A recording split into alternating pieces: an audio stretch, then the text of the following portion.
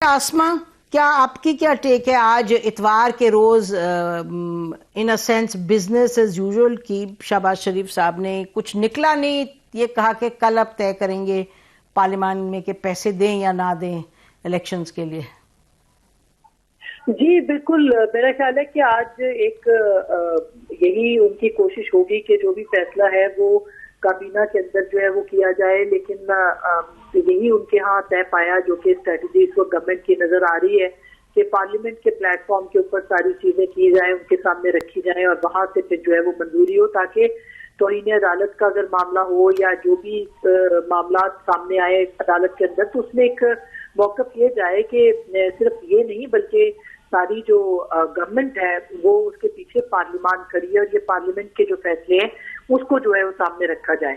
तो एक इज्तिमाई दानिश वाला जो उसूल है वो यहाँ पे कारगर करने की कोशिश की गई है। गो के उस दिन जो रेजोल्यूशन था उसके अंदर 42 या 46 लोगों की जो सिग्नेचर्स थे वो भी एक बहुत बड़ा सवाल है कि अगर 173 तो कम से कम आपके पास है ही है, लेकिन अगर वहां पे लोग मौजूद नहीं थे तो इस करारदाद की क्या जरूरत थी जो कि सामने हाउस में जो है वो पेश की। तो पार्लियामेंट के अंदर उनको जरूर ये देखना है आपके वो किस स्ट्रेंथ के साथ पार्लियामेंट के सेशन को लेके चलते हैं, क्योंकि अभी तक जो हमने देखा है पार्लियामेंट के प्लेटफॉर्म पे भी जिससे तकरीर करनी होती है वही आता है, बाकी लोग जो है 2-3 दिन तो बहुत जोश रहा लेकिन उसके बाद वहां पे वो नहीं आए। तो अपनी जरूरत के तहत और अपने इस्तेमाल के लिए इदारों को सामने लाना मेरा नहीं ख्याल कि कोई पॉलिटिकल विजडम है, उसको पूरे उसकी रूह के साथ जो है वो लाना पड़ेगा। अलबत्ता कल कोर्ट भी होगी और कल 10 अप्रैल भी है। हुकूमत ने जो फैसला किया है कि उनके पास पैसे नहीं है तो वो भी उनको जवाबदेह होना है असेंबली के कोर्ट के सामने, सुप्रीम कोर्ट के। तो देखना है कि वहां पे क्या सूरत हाल बनती है चीफ जस्टिस की जानिब से और वहां पे भी कोई क्या मफाहमत हो सकती है या फिर ये कि चीफ जस्टिस भी किसी इंतहाई कदम की तरफ जो है वो जाएंगे। लेकिन अपेरेंटली तो डटने की बात सामने आ रही है, बहादुराई मजीद बढ़ती हुई दिखाई दे रही है और अब अलबत्ता ये है कि पार्लियामेंट उसमें ज्यादा कैबिनेट की बजाय जो है वो नजर आती है, वो नजर आती है ज्यादा मुतहरिक। जी बुखारी साहब, ये क्या हो रहा है पीपल्स पार्टी की तरफ से? हम 2-3 रोज से स्टेटमेंट्स देख रहे हैं ऐसी, और ये आसमा ने इशारा भी किया कि 40-45 पे के फरतुल्लाह बाबर साहब ने भी फरमाया। तो क्या पीपल्स पार्टी का इस वक्त आप क्या रोल देख रहे हैं? बहुत शुक्रिया आपका नसीम, आपने इनवाइट किया अपने प्रोग्राम में। गुजारिश ये है कि अजीबो गरीब किस्म की सूरत हाल है इस वक्त। पहली दफ़ा है कि लड़ाई जो है वो पार्लियामेंट और सुप्रीम कोर्ट के बीच बिल्कुल खुल के सामने आ गई है। कोई दो इसके बारे में कोई मेरे ख्याल से यानी कन्फ्यूजन नहीं है।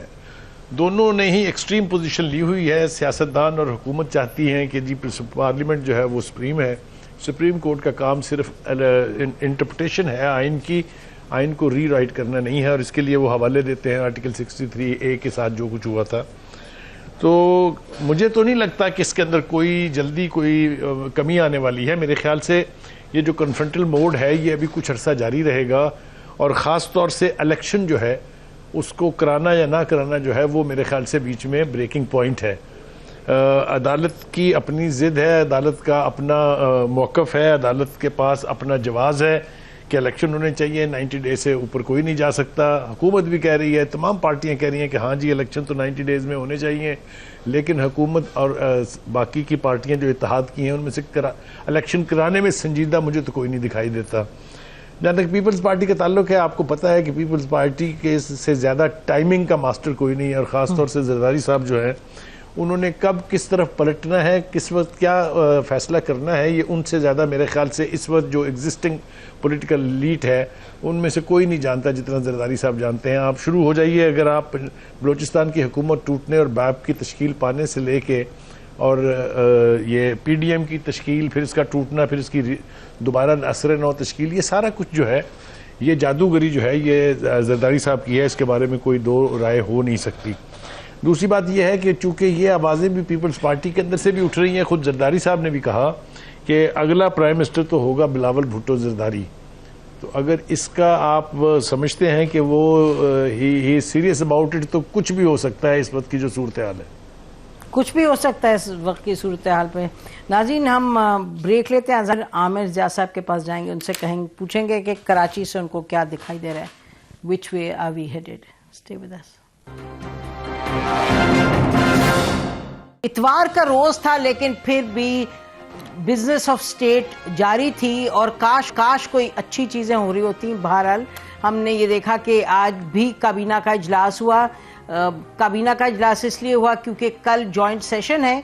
जॉइंट सेशन में दो चीज़ें मुतवक्के हैं। एक तो ये सुप्रीम कोर्ट का जो प्रैक्टिस प्रोसीजर्स बिल है, जो कि प्रेसिडेंट साहब ने एज एक्सपेक्टेड उन्होंने साइन नहीं किया। बिल पास होके दोनों हाउसेज से गया था कि वो साइन करें, लेकिन उनकी जो पीटीआई गवर्नमेंट की पॉलिसी है वही प्रेसिडेंट साहब ने उसी पर अमल किया। उन्होंने कुछ ऑब्जर्वेशंस वगैरह दी। उन्होंने कहा कि जी ये इस तरीके से आप नहीं बदल सकते प्रोसीजर्स, ये आईनी तरमीम की ज़रूरत है और मैं आपको वापस भेज रहा हूँ, आप इसको रिव्यू करें। तो एक तो ये मुतवक्का है कि कल ये साइन कर देंगे आइन के मुताबिक, जॉइंट हाउस से सिग्नेचर इस पर हो जाएगा, 10 दिनों में फिर ये लागू हो जाएगा।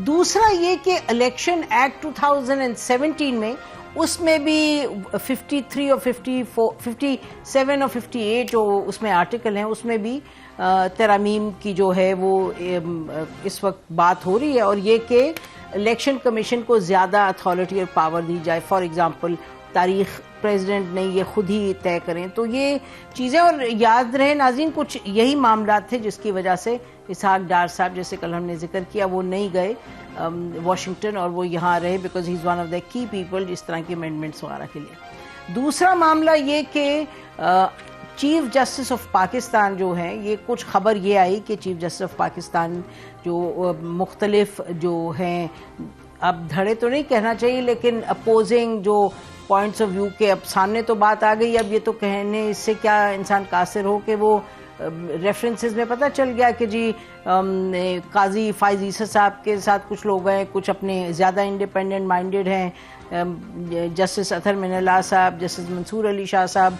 फिर और जजेस हैं। तो ये खबर चली कोई कि जी चीफ जस्टिस साहब इनसे मिल रहे हैं ताकि जो तफरुका है उसमें ज़रा कमी आए जो इसमें है कोर्ट में, सुप्रीम कोर्ट में।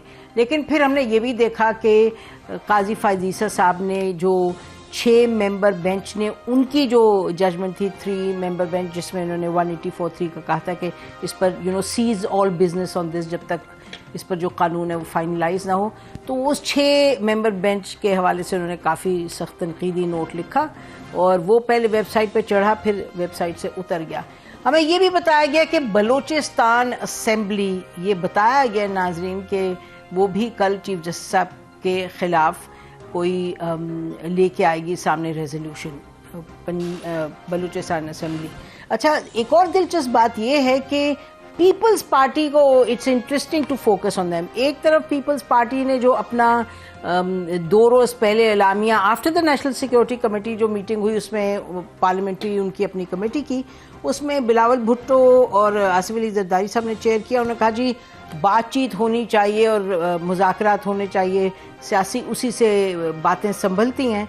तो हमने जब पता किया तो पता चला कि पहले वो हुकूमत के जो इत्तेहादियाँ अपने उनको मनाएंगे कि डायलॉग हो पीटीआई के साथ, और फिर उसके बाद ये प्राइम मिनिस्टर से, वो उनकी एक्सपेक्टेशन है कि प्राइम मिनिस्टर से कहें कि वो डायलॉग के लिए पीटीआई को इनवाइट करें। लेकिन इसके साथ साथ आज एक और जो अहम चीज़ थी वो ये कि फरहतुल्लाह बाबर साहब जो लीडरशिप के बहुत करीब हैं पीवीपी के, उन्होंने बड़े दो टोक अल्फाज में कहा कि जो रेजोल्यूशन पास की गई है चीफ जस्टिस के खिलाफ और जो जजमेंट आई उसके खिलाफ पार्लियामान में, वो गलत है। उन्होंने ये कहा ये दुरुस्त नहीं है। अगर आपको 2-3 के फैसले पे एतराज़ है तो फिर ये पार्लियामान में तो 46 का उन्होंने नंबर लिया, उनकी रेजोल्यूशन आप कैसे समझते हैं? ठीक है, तो आखिर ये सब क्या हो रहा है, ये किस सिमत जाएगा और अगले 4-6 रोज़ में हम क्या मुतवक्के करें? और अभी कुछ ही देर पहले इमरान खान साहब ने अपनी जब तकरीर ख़त्म की तो उन्होंने कहा कि जी अगर इलेक्शन नहीं होंगे तो फिर हम सड़कों पे निकलेंगे, क्योंकि मैं तो इलेक्शन चाहता हूं लेकिन ये चाहते हैं कि ये मुझे मार दें, ख़त्म कर दें और पार्टी को ख़त्म कर दें। ऐसी तो नहीं चीज़ें ख़त्म होती। तो